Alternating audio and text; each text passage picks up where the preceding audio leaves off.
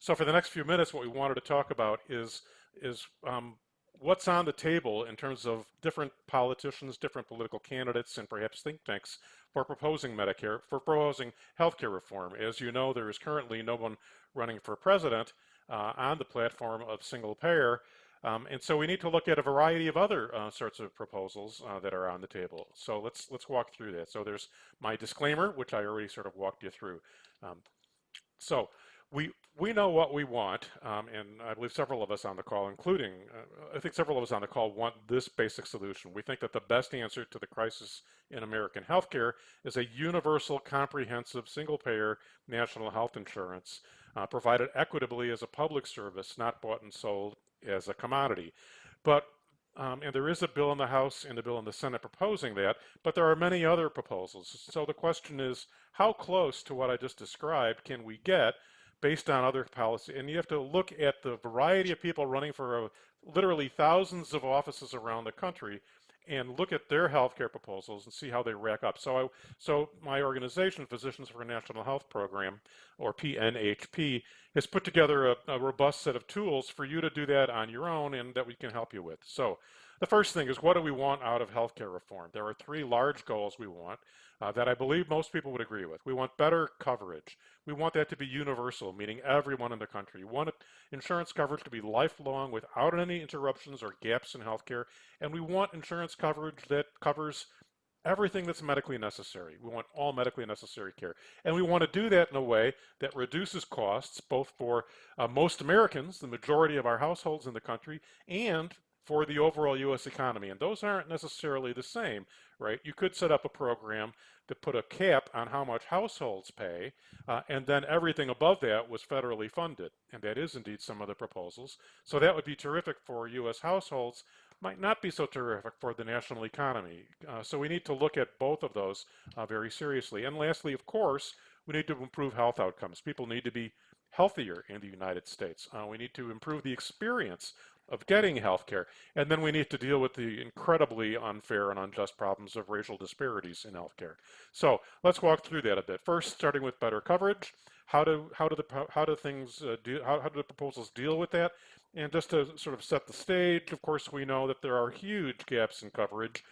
Even worse, even present before the pandemic. We know that nearly half of Americans of working age simply are either uninsured or have such high out-of-pocket costs that they can't afford to get health care. A third of Americans, nearly a third, can't take the prescriptions that folks like Dr. Stone and I prescribe because of the cost of medication. And in rural communities, as I bet a lot of you know, people have to drive often 100 miles or further just to get to a doctor or a hospital that's in the network that their insurance company provides. So if you're looking at a healthcare proposal, you want to look at these things. Check the box. Does it guarantee lifelong interruption? Does it cover everyone in the United States, young, old, working, not working, regardless of immigration status or income? Does it cover everything in the body? Of course, it has to cover primary care and specialty care and inpatient and outpatient. Most of the proposals do that pretty well. But how about these other items? Does the politician's healthcare proposal cover reproductive care, maternity care, dental care? Some don't cover these things, some do. So check the boxes. Second goal of a healthcare reform is to reduce costs, as we began to allude to. How well do the proposals do that? So costs today are they're just unbearable. We spend roughly double any other country per person, which is insane, when our life expectancies are shorter than any other country by years. We know, this was striking to me when we put this presentation together, we know that 13% of adult Americans know at least one person who died in the last 5 years because they couldn't afford to pay for health care. 13% of us know at least one of these people. That's incredible. More than a third of what we spend on healthcare goes to overhead. That means that for every office visit, $20 more of that office visit goes to the cost of healthcare, cost of insurance. And Americans, as you know, are paying, through our pants for the cost of prescription drugs. We can unpack any of these more if we ever want to, but that's the nature of the problem. So does the proposal that you're looking at, depending on which politician you're looking at, does it reduce the cost of healthcare for most American households? Does it eliminate, which is the goal, copays and deductibles? Those things don't help. Copays and deductibles, we have a ton of evidence. Those keep us from getting health care. And they keep us from getting maybe optional health care just as much as they keep us from getting life-saving, really critical, important care. Copays and deductibles keep cancer patients from getting diagnosed and treated. So we view that as a thing that we should try to eliminate. And it's the closer we get to it, the better. Does it reduce costs nationally, as we were starting to talk to, both immediately and long term? And does it have a plan to deal with the price of prescription drugs? And then the third goal, as we started to talk about, is improving outcomes. So how are we doing on outcomes today? I said a little bit about that, but they're dreadful. We are dead last, pun intended, in many of the most important things. Life expectancy for sure, but these other things as well that we really care about. It's unjust the way we have our healthcare system set up, where people of color are.